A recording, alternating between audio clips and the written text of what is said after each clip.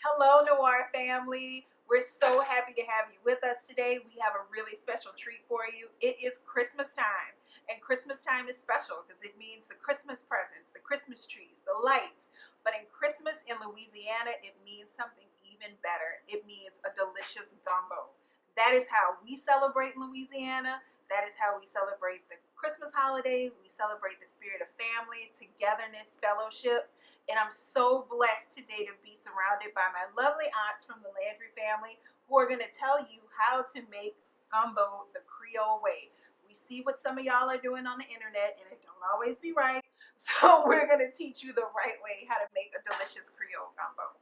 She got that groove, she got that groove, she got that cool, she got that fluff and roll, she got that meat and rice, the recipe so right. When I eat to it to fade, tastes so good now I will say, where's my baby? My Creole lady, said that's my baby.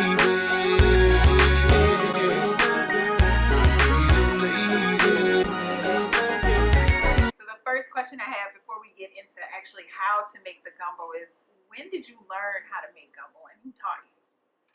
Our mother taught us. We learned by helping her out. May have been just chopping onions or bell peppers or what have you, but basically that's the way and asking questions. So did she do anything special? Like, was there a special moment when she said, come here and let me teach you how to make it? Or was it just as she made it, you were there, you were a part of it, you got to experience it? Girl, we were assigned tasks. What kind of task were you assigned? We, like Diane just said, we were told, come chop the onions, always wash the dishes. Yeah. Chop the onions, and we watched her. I don't think she ever gave us a recipe as such, but we watched her. And honestly, that's the way we learned how to make that gumbo. Now, I'm not the cook. I'm the oldest, but I ain't the cook. So who is the cook? The Point her out. cook, Brenda, Doris, Diane. Ah. Those were the ones who picked up on the skills, y'all. Because in order to make that taste different, regardless to what you say on this camera, and they may be able to put the same stuff that we put, but the taste is going to be their taste because the seasoning and all of that comes in there. These girls picked up from mother, and baby, they created their own way. So tell me about what your own way is. Is it very different from what Big Mama? Big Mama is my grandmother. Your mother, y'all, is Big Mama. Is it different from what Big Mama taught you? No. Or what's the difference? What do you bring to it? You add your own touch as you go, as you make it. You add your own touch to it. You know, the touch might be a little bit seasoning. It might be something extra. Crabs. We didn't use crabs during that time, so we're using crabs now. Add the crabs to it. So whatever you would like with that little touch, you put to it. And Doris, what's your touch to it? What do you add to it? I do my roux in the oven. Mother started off doing her roux on the stove, and then from working in the cafeteria, in the high school cafeteria, she started making mass roux. So she did it in the oven, and I love it because it come out in a solid form, and you just cut a part of it and put it so you could kind of measure it better to me than the one on the stove. Okay. And I learned both ways from my mother, on top of the stove and also in the oven. And I'm probably the one that used the oven more than anybody else. It's just unique to me. The oven is unique. See, I wasn't even aware of that. You know, I didn't know that mother used the oven. Yeah, I just saw her That's doing how it at I home. was. You know. That's how I learned from mother, doing it in the So it kind of sounds like you learn the basic skills from Big Mama, but everybody brings their own That's thing. right. So it's like your gumbo has your own special That's fingerprint right. on it. That's It's right. your own special thing. So what I'm also interested in is the first time you made gumbo after helping Big Mama all those times and being a part of that process. The first time you made it, was it? Did you knock it out the park, or was it something you had to work at a little bit? Mother was such a good teacher. Yeah. So I think when we all first experienced gumbo, it wasn't a feeling. You know, it was close to what we had seen her do. Yes. Because It wasn't to a be problem honest, for me. we all been cooking since we were very young. Yes. Yes. Very, very young. And we all have our different little touches. Diane is excellent in gravy making. Brenda is excellent in gumbos and stews. And Rose won't say it, but she is also a cook too. She's a good gumbo. seasonal gumbo maker. Yes. She loved to do gumbo during the Christmas season, Yeah. and it's fantastic because Yes, she it have is. all the big shrimps and all the crab feet, and hers is delicious, but she doesn't like to do it. So So, Aunt Pam, you have been around. Aunt Pam is married to our Uncle Michael, our favorite uncle. No offense to anybody, that's what he calls himself. That's Some right. of That's us, right. he tells us he is our favorite. But you have been That's around, right. so you've experienced Big Mama's gumbo and all the gumbos from their aunt. So, do you see those similarities, and what do you think about those? I think that each gumbo does have its own flair, and my mom made gumbo and she did a pretty good job doing it. My mother-in-law did a good job doing it. So observing the two of them, I have a little flair with my gumbo, and I think it's pretty good. And Mia has learned to make gumbo, and her gumbo is good as well. So we've, generations have passed down, as Brenda was saying earlier, passed down certain techniques, and we've added our own flair to it to have our own taste. That's a unique thing about our family. Some people pass and down we quilts. never failed to call each other and say, "Hey, look, this is happening. What should we do?" I call Brenda all the time. I do Hey, too. look, what can I do? This have happened. Yeah. So we all call each other, and now Mia has come behind us, and I'm saying Mia because Mia loved to cook so much. She was our niece, and she have come behind us, and she'll call us. How do you do this, St. Doris? What do I have to do with this? So our kids are carrying on the tradition, even my son. That's a beautiful thing. Like I was saying, some people pass on quilts and antiques. We pass on cooking because cooking was a love language for us. Yes. I feel confident in saying that. I think y'all agree. So it's passing on all of it's passing on all of those things that we learned. You learned from Big Mama, and you're passing on to your daughters, and I think it's a beautiful thing. I think gumbo is not just a dish for us. I think gumbo is also the fellowship. Yes. It's the love and the time that goes into it. It's really nurturing. So when you make a pot of gumbo, especially the seasonal gumbos that we do during the holidays, it's not just something to eat. It's something to gather over. Yes. Something to even, collaborate over in the cooking process. When Mother turned us loose with whatever we had to cook, y'all, you had to, it's almost as if she sat there she stood there and told you, hey, this is what you do first, this is what you do next. She had to go to work. She sometimes had to go to church programs. She left us there. It better be like she showed us how to do it. When she comes back, it's got to be done. So we really learned from a disciplinarian who taught us by having us to do. It's like on-the-job training. Whatever we learned because she allowed us to do it. And since I was the caboose of the Landry girls, I didn't have the privilege of cooking like they did. I learned after they were out the house and worked with Mother, because it was just Mother and I in the house. So they learned, and they taught me some things, But basically, my mother was the one who was responsible for teaching me how to do all the cooking. And I feel comfortable in saying I think my food is cooked more like my mama cooked. You know, because I was there with them longer than they were. Whatever the case, I can attest to the world that it's all It's good. good. It's all good. No matter who Good. makes it, whose hands touches it, it's all good. It's all good. So I'm blessed in that sense.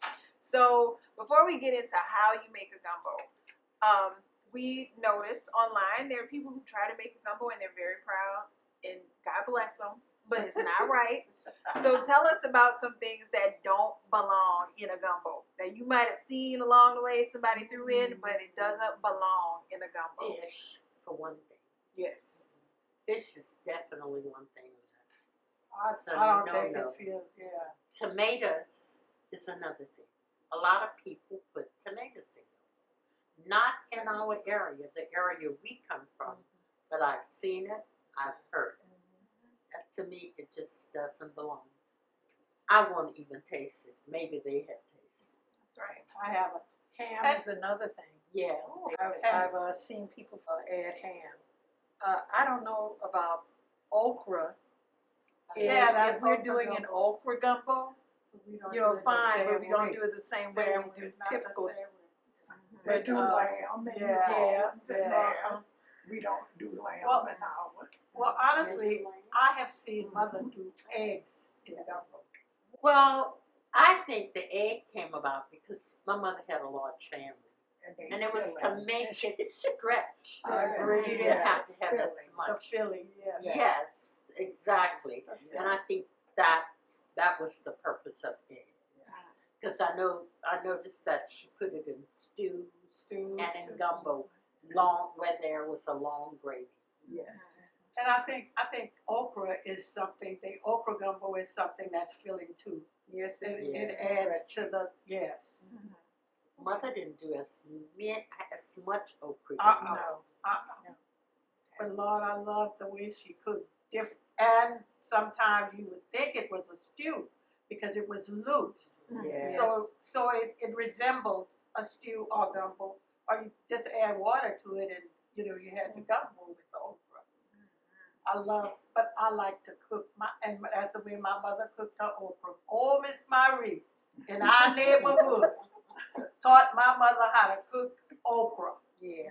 And I like the way mother cooked it. So when it's in the gumbo, that's the way I like it. I've seen it whole.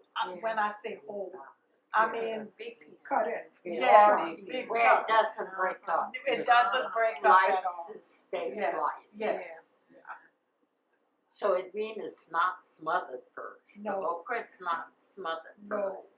It's It's just slightly cooked. It's just large pieces Yes. of it.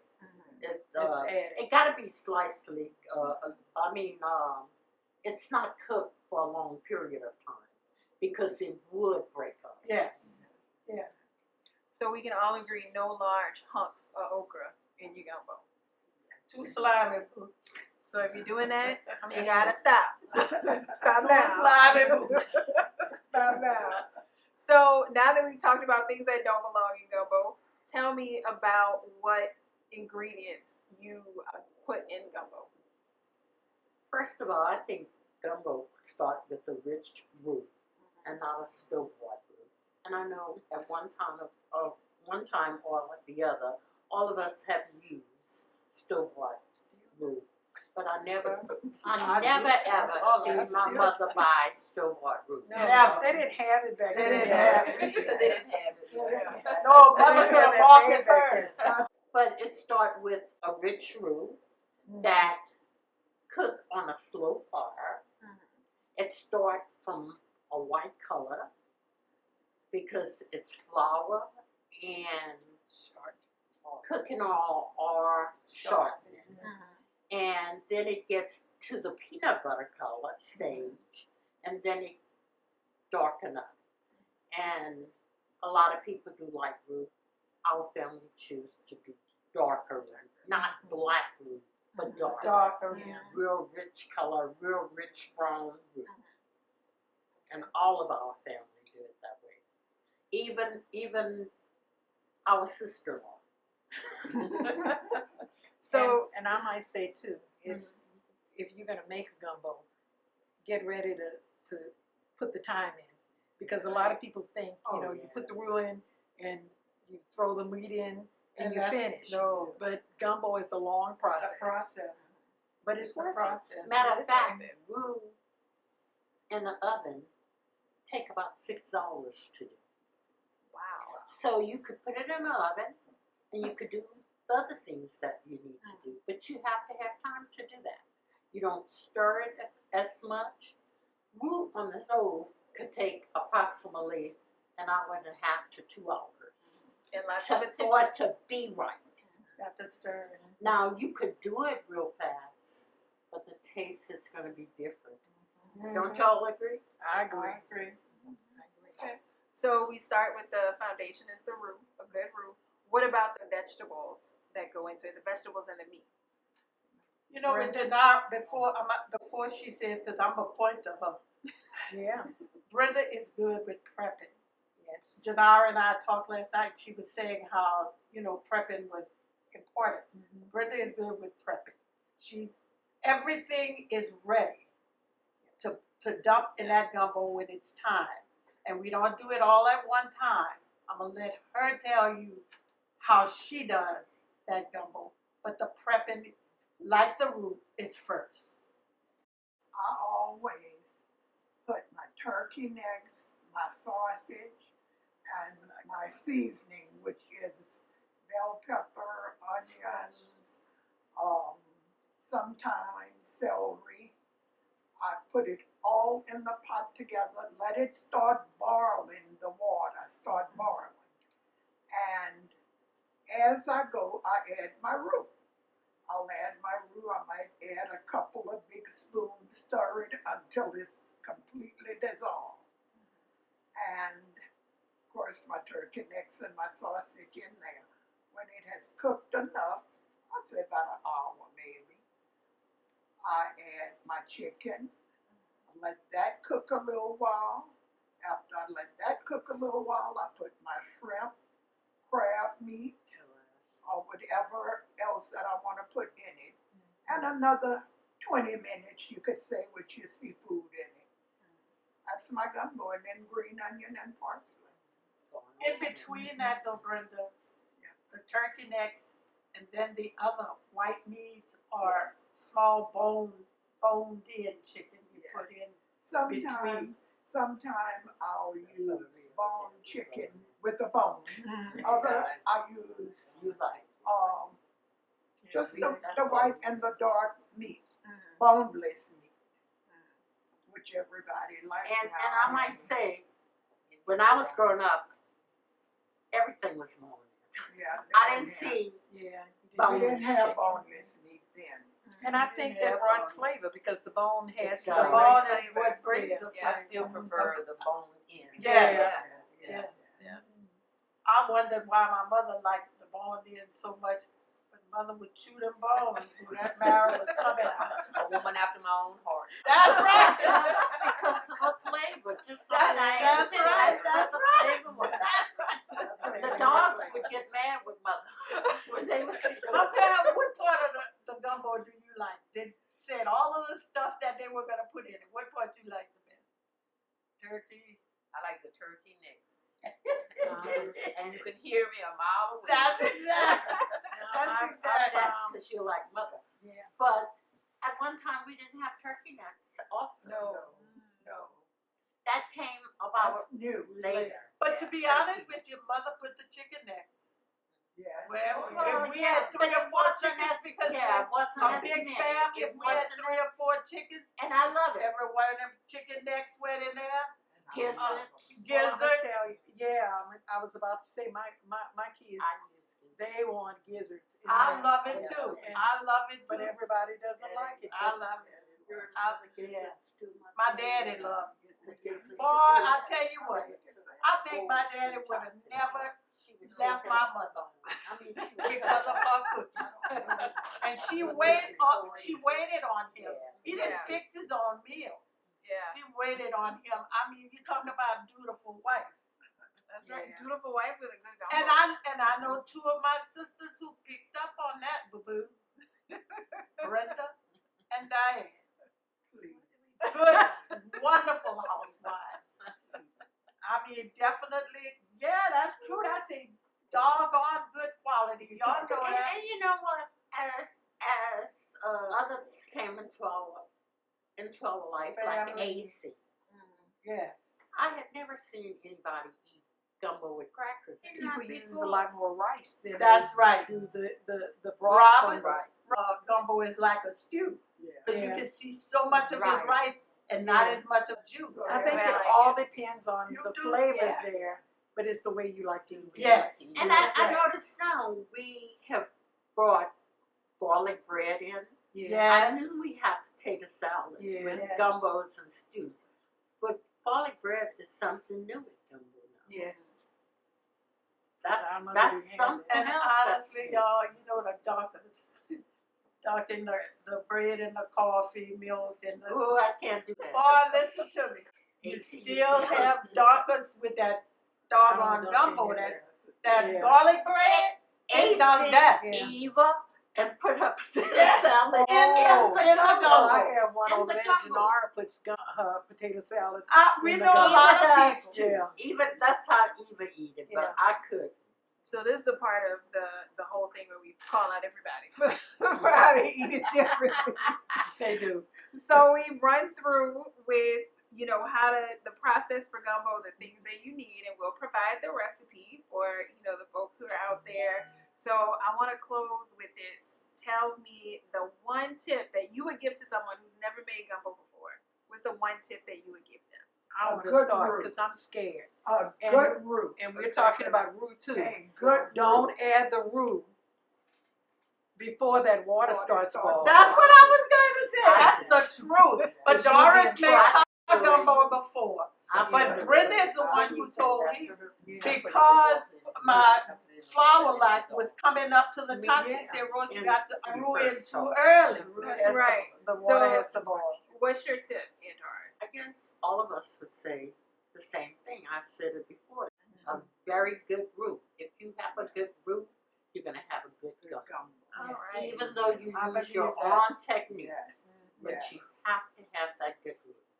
Because I have tasted some gumbo, That's not good. Well, and the roux is dark, black, the flour and the And got all a roux taste. separated, It got a and, roux and taste. it has a roux taste. Yes. So it means that they're not cooking that roux long enough, Long enough, yes. because, and I have also seen it where you have big lumps of roux in it. Oh, now that's disgusting. well, it's because trap. it's not stirred. That's Yes. disgusting. And it's put in too fast. Yeah. I mean, too late, Yeah. not too fast. I want but to too give late. one Oh, yeah, too recommendation. late.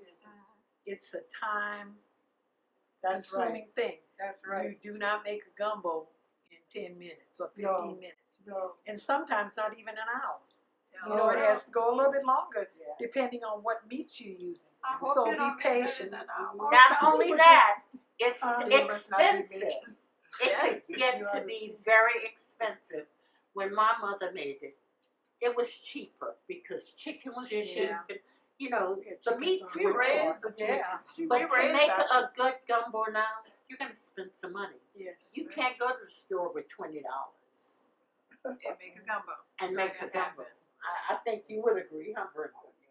I mean, you. Oh, Brenda said that all the time because we, you know, It Brenda is. cooked for the catering and she knew exactly, hey, you think you're gonna It's get this money. gumbo for cheaper than what you would get that? It's expensive. It is, but it's worth it. It's worth it. And Pam, what's your tip? My tip is find someone that you know makes a really good gumbo and you- let them walk you through the process. If it's your first time, That's a good so point. that Yeah. once you've That's a gone good through that point. process, That's then a you good know how to point. make it. That's That's a good right. point. Call That's when right. you need help. And call when you need help, right? All right, Noir family, thank you for joining us today. It was such a special day to be able to share all of the lessons about gumbo, and not just about cooking the meal, but actually the love, the time, and the caring and the fellowship that goes into cooking the meal. So we think we got you equipped with what you need to cook a real Southern Louisiana Creole gumbo. Don't let us see the things that my aunts talked about you don't need in a gumbo, because we're going to call you out. So everybody, happy holidays, enjoy, and cook a good pot of gumbo to share with you and your family. Bye. If you're ready to make your gumbo, head to noironline.com for the recipe. And don't forget to follow us on all social media platforms. And most importantly, kiss the cook. She Creole.